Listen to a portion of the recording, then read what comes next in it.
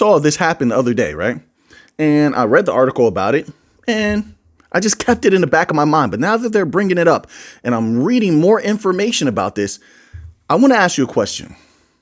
Why didn't this happen years before? Yeah, I always go there. Folks, I'm telling you, and you could disagree with me on this. I think a lot of things are being set up. You got to understand the chessboard. Everything is a chessboard. Everything. So they're making moves all over the place to set something up major. So I have to question like this. This article is titled, Big Banks Alarmed After Their Regulator. Like I said, some of us probably saw this the other day. Their regulator gets hacked. By who? By whom? Why didn't they get hacked last year, the year before that, or the year before that? Why? Why now? Here's an even better question. Okay, we always must ask questions. The questions are what get us somewhere. In order to remedy this, now that's key. Okay, they were hacked. Don't worry, we'll read a little bit of the article in a moment. Okay, they were hacked. What's the remedy to this in the future? You know why? I'm taking note of it now as opposed to yesterday when all these articles are coming out about it. This is the OCC. The OCC got hacked. The reason I'm paying attention to this now is because all these financial institutions are now coming out. Before, it was just being reported on. Oh, the OCC got hacked. Now, JP Morgan and a whole bunch of other institutions been coming out and expressing this concern, which they don't need to do. They don't need to do that. All they need to do is remedy the problem. So why come out and make this big show? Anytime there's a big show, it's clearly to convey a message to somewhere or to someone to move something. They don't need to. Listen, folks, if you skinned your knee, you don't need to tell me you skinned your knee. You know what you need to do?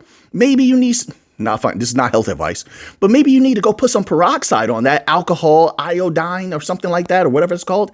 Iodide, whatever that is. You know, the stuff that really sting that they used to use back in the early 90s and stuff like that. Remember that? And put a Band-Aid on there or a gauze pad. That's what you need to do. You need to repair the problem is what I'm saying. We don't need to hear about it. But when you start making it a show, why are you making it a show? What is your reason for this? You know why children will make a show sometimes of, it was a little scratch and they're screaming and crying. I got a scrape.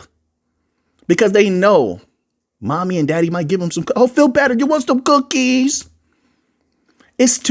My point is this. I'm oversimplifying this to show you this. Many times, things like that are to provoke a certain idea so that you can receive something. You can achieve something. Circling back around, folks. I'm telling you, it's getting serious. I know what I'm seeing. And although many people might disagree with what I'm saying, I trust myself. Period. What's the remedy for this? It just happens. This occurs now. All these companies are coming out talking about their concern. Right when the remedy is released. Stop.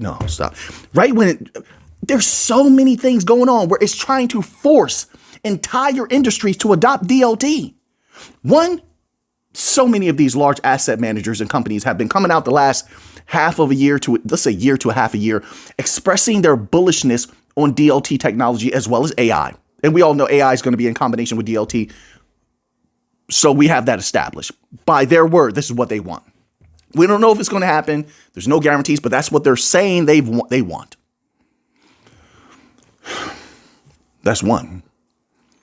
Two, all of these different things they want to implement in this year that they're saying, if you don't implement these this year, there's going to be penalties. So you're forcing them. So we're seeing all of this interest towards DLT technology or things that need DLT technology to thrive.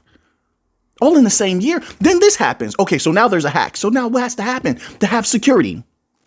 To ensure that the information is not taken 100% and then held ransom. That's what's been happening a lot. How do you prevent that? You have to have it on a distributed amount of sources. Distributed ledger technology, anybody? You'd have to have it to be unbelievably secure. You mean like the triple and quadruple encryption, even sometimes greater than that you can achieve with DLT technology? Right. Come on now. Let's read this little tidbit. I'm telling you, there's something happening major. And that's another reason why the regulatory push. Look at the regulatory push. They're moving at breakneck speeds. I'm hearing about new places removing regulations. You think not? Listen, folks, when I come here, I'm serious business. I might crack a joke or two. I'm going to show you. I had an article and it wasn't even going to be in this video. Let me see if I can find it. I just want to reference it. Bear with me one moment. See if I have it. There's another place. Man, I don't think I have it. Some of you saw it. If you saw the article, put the article title in the comment section if I could humbly ask you to do that.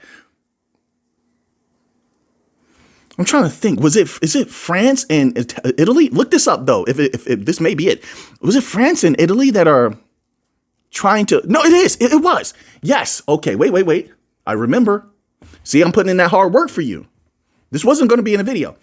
France and Italian regulators proposed changes to DLT pilot regime. Folks, so this year also, just remember, it's just the U.S. The U.S. is the one that started it all because they were the ones going hardcore against DLT. Why is everybody else completely redoing all their regulations, huh? When it was the U.S. that was where DLT couldn't even move. Italy, DLT could move because Algorand was already working with a few banks over there. Algorand was working with a few banks over there, a few insurance companies. Look that up. So it's not, so they had movement there. There was possibilities in Italy. So why is Italy going completely starlight speed to loosening regulations even more so DLT can thrive? Folks, these I don't know what to call them. What do you call these? The people that run the world, the big money people, the financial, the asset managers, they're cooking up something huge. They're putting the chess pieces in position while keeping the people distracted with short-term nonsense. It's between that short-term nonsense and chaos. And most of the people are looking at that. All my short-term gains, which is reasonable. I get it. You don't want to lose money. Short-term gains. While they all flipped long-term. They all went long-term. Think about that. See, we're learning little new pieces to the puzzle every day that make the vision even more clear to what's going on. Right? Every day. So, but they flipped long-term. They went from short-term to long-term and let it be known so much that professional companies were able to come out with articles and declare it. So it's not a secret. Okay? Meanwhile, once again, regular people are looking at the short-term, and then they're looking at all this chaos going on in the world, and they're highly distracted by it because all the media from top to bottom is covering the chaos. Meanwhile, so the smoke screen is there. And behind the smoke screen, they're moving all of this into position. All of this in position. So this is what it says. Let's read a little bit here. JP Morgan and other financial institutions, a multitude, have curbed some electronic information sharing with the OCC. Oh no, the information is in jeopardy now. Just this year, not all the years before, this year. Some of the U.S.'s largest banks have pulled back from some electronic information sharing with key bank regulator. How do they in the future secure this, remedy this? So, some electronic information sharing with key bank regulator after it disclosed a major cyber thing earlier this month. Folks, make no mistake about it. Wait, so why didn't their systems protect them? Once again, also, this highlights the failure of the legacy system offerings. Why didn't it protect them? Why didn't the regulators that trust them so much utilize those systems for sharing information? Right. They were never our competition. Never. They're going to be absorbed into the new financial system led by these advanced DLT companies. In my humble opinion, I could be wrong. These led by these advanced companies like Chainlink, Solana, Ripple, the XRPL, right? All right, so now let's move on. Wait. There's something else here. Some of the largest, US's largest, and it happened to happen in the US. Come on, there's too much here that it lines up too much with the agenda. The bank coin, you have to understand, these banks are in trouble. All of them from top to bottom need new opportunities. They need new technologies. They can't. Did you see what was happening with all of the different DLT companies that, remember, we read the article? They're considering becoming banks or, some sort of bank-like entities, which I predicted 2-3 years ago. Those videos are still up. I told you that was once regulations are loosened up enough. Sorry about that. I'm like adjusting this light here because the closer it is, the more orange everything appears, right? That just stands out to me sometimes. But the looser regulations are, why would you not go for that? How much does it cost? Do you remember how much did it cost? At least what did it cost 2-3 years ago to start a bank? Wasn't it something like just $10 million? What? 10 million? I know you thought it was much more than that, right? You thought it would took much more. $10 million, and then you had to meet certain criteria. How many criteria was it? It was like 3 to 5, something like that. $10 million and 3 to 5, and you had to meet 3 to 5 criteria. You think that these companies, and here's the thing with running banks, it's not, and some people could disagree, it's not so much about the value you're going to be moving. You're about to, if you're at the tippy top, you're going to grab a lot of power. It's just one more, it's like a loose end. They don't need it. It's like putting your shoe on, and then if you don't have some of these aspects, it's like having that new shoe that you put on, the laces be untied. And so I do believe a lot of those facets of the new financial system, they will become some sort of bank-like entity or a bank or something like that. Not that they need to. They don't need to. But they're going to tie those laces. They're going to tie the laces. There's been so many huge things coming out. Let me see if I have it in this video. Oh, it's in the next video. I'll save that for the next video. There's something else major happening. Like 2 other things major happening. So now, going back to this. Let me scroll back to the top. JP Morgan Chase is one of those banks. Bank of America, Bank of New York Mellon. Do these sound familiar? So now, in combination, if you have the DLT, right? Let's take XRPL, Ripple. They're one of the first ones to talk about AI implementation, etc. We'll see what they come out with in the future. I think you're going to see a lot in this next 2 years. They're going to be moving at a breakneck pace because now it's time to grab that cash. It's time to grab that value. It is. It's time to strike while the iron is hot. They know that. I know that. So, but we'll see if they actuate on that or not. I don't know. I don't know these people. Bank of America. They're an XRP loving bank. New York Mellon. Bank of New York Mellon. Don't they have some ties with, it was XRP or some other bank coin? Type that into Google search. Aren't they another heavy utility coin related company?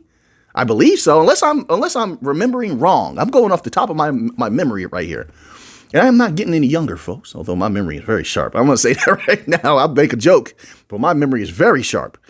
And of course, JP Morgan Chase. They've had so many problems. They're going to, listen, if you've been following a lot of the JP Morgan Chase news over the last 2 years, and if you haven't, just go type it into Google or Yahoo, something like that, and look at all the different things they've had going on. They're a bank where I foresee in the future, maybe not, they have a lot of power. Maybe they wield that power. That's the only way that others don't require transparency from them. That's the only way. It's the only way. So, but if you're going to demand transparency, then what better way are you going to achieve that? If you couldn't achieve it before with legacy system offerings, the best way you're going to achieve that is through DLT-led systems. Simple as that. A neutral DLT-led system that's not going to bend to JP Morgan, that's not going to bend to the regulators the other way, but stays right in the middle. Right? If you know what has happened with these companies, you know what I'm talking about. So that's the only systems that are going to be trusted. So a lot is going to be happening with DOT. This is a positioning of pieces from the chessboard, in my humble opinion. You let me know what you think about that. Now, let's move on here. All right. Get to this Bitcoin news at a respectable time in the video. This is what it says here. This article is titled, Bitcoin surge to $137,000 by Q3, possible if U.S. Treasury continues liquidity injections. So many catalysts. Here's another catalyst. How many positive catalysts? I'm talking about very super. You would let me get away with that? How many very potent positive catalysts does Bitcoin need before people admit it's super bullish? Look, when the negatives outweigh the positives, then we'll have to say it's bearish. But as of now, it is not. So anyway, analysts say, which analysts? I hate when they do that. Drop a name. If you're going to reference it, let me know who it is from the outset, or else why would I listen? Let's continue on, folks. Don't get distracted. You're like, Mick, come on now, Mick. That was you. You're right. Is that not a pet peeve? What do you mean, analysts? Just tell me who. Some names you hear and you respect it. Some names you hear and you're like, come on now. Really? I mean, we're all different. Analysts say Bitcoin price could soar to $137,000 if the U.S. Treasury General account continues to pump money into financial markets. Can you please tell me why they would stop? U.S. Treasury has injected $500 billion into financial markets since February by drawing liquidity from its Treasury General account, TGA. Funding government operations after a $36 trillion debt ceiling was hit on January the 2nd, 2025. Macroeconomic financial analyst Thomas said, okay, thank you. See how you put that back there? Said that this liquidity surge boosted the net Federal Reserve liquidity to $6.3 trillion. Wait a minute. You see what I see? My word. This system is never going it's never going to learn, folks. But there's positives, right? It says reserve liquidity to $6.3 trillion. It may support Bitcoin's price in the future, even though risk assets have reflected minimal growth so far. Everything for a reason, everything in its own time. The TGA represents the government's checking account at the Federal Reserve, holding capital for daily operations like paying bills or collecting taxes. A decrease in TGA capital means the balance has been deployed into the broader economy. Really? We know what that means. Boosting. Told you. I like this article writer. They did a good job. They started off a little rocky right there. But good job boosting available cash in the markets. It's like I'm about to say something, and in the next sentence, he covers it or she covers it. I like that. Thomas explained that the TGA drawdown commenced on February the 12th, following the exhaustion of, quote, extraordinary measures, unquote, after the debt ceiling was reached. Let me stay on top of the time here because I have a gold article I want to get to. Releasing liquidity into the system, and the targeted liquidity is expected to rise up to $600 billion by the end of April. So more liquidity infusions. They've been happening around the world, folks. Right. Told you. Didn't we say that before? They're going to have to turn that money printer back on, It's a nice way of saying that. Money printer back on. According to a study by financial analyst Lynn Alden, Bitcoin has historically moved 83% of the time in line with global liquidity in a given 12-month period. How many catalysts do we need?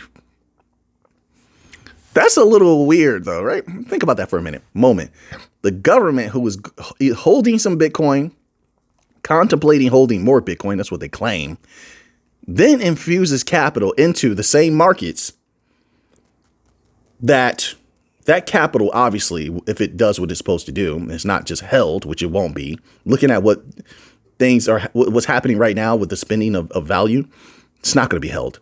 Will make its way into risk assets at some point, especially given that Bitcoin is an asset that people predict could be used. I say could. I'm going to say could be used as a store of value in times of great turbulence in the geopolitical scene. So some capital could make it into that, right? That's what they say. Your guess is as good as mine if that actually is that actually going to happen or not. But that's a little weird because they will profit theoretically if that happened, and then they didn't hold the Bitcoin like they said they were going to do. They would profit off of the same value that they themselves printed and put into the system, but received back at an exponentially higher value. What is going on here? That doesn't seem strange. Whoa, my word. What do you call that? Right. All right, let's go here. So there's a little bit of gold news before the video gets too long. This world, this world is an entertaining but strange place. I'm gonna tell you right now. Spot gold holds. Oh, gold, huh? This gold is looking good, huh? You don't say. Can you say gold? I'm telling if you look at the catalyst, all the world a couple of weeks ago, all the gold, the turbulence, and the gold negative catalyst. The negative catalyst never outweighed the positive. When that does, then we have to start asking questions. But on a serious note, the positive catalysts are still there. All of this geopolitical tension really supports gold. The fiat currency problems supports gold. The lack of trust by the citizens of the world in their financial systems supports gold. And that's just a few catalysts. But let's read a little tidbit here.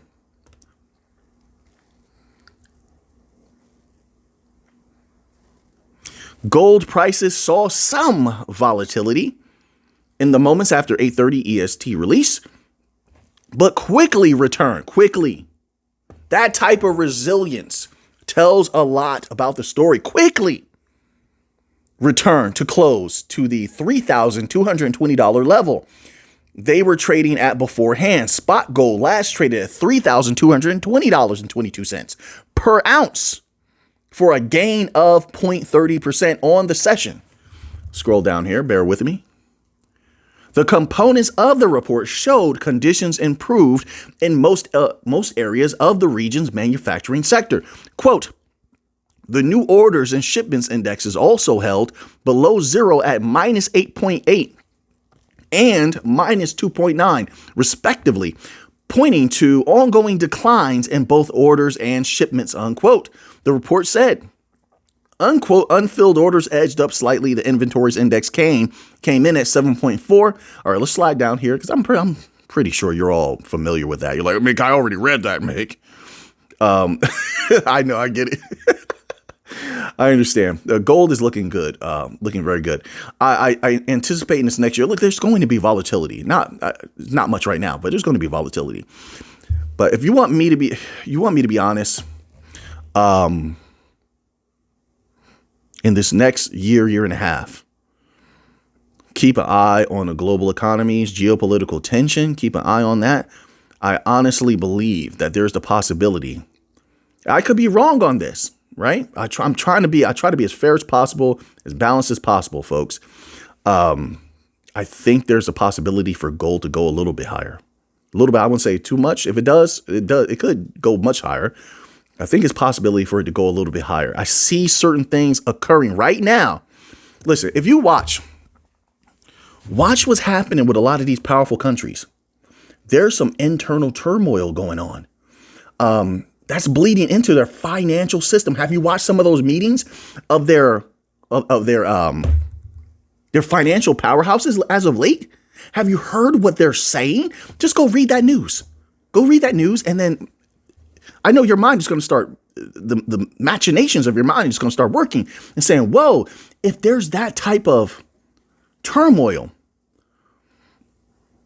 a lot of entities are going to retreat to gold in this next year and a half. But that's only if that continues, if that exacerbates, it goes forward. If it does, I think gold could go a little bit higher. So it depends. Keep your eyes on the financial industries very close. Central banks, very closely. Keep your eyes on the commercial banks very closely. Then when you go over to United States, you're looking at that news. Watch what the states are saying when it comes to gold. OK, there's a lot happening. A lot of that news gets buried. That's going to be important. If they make a move, and they might, a lot of them talking about making moves. OK, potential for gold to go a little bit higher. If they don't actuate on that in the next half of a year, maybe half to 3/4 of a year, then we know that catalyst has been deflated. But that's a few right there just to look at. So now that you have that information, what are you going to do with it? I know what I'm going to do with it. So until next time, everybody, let's get to the money.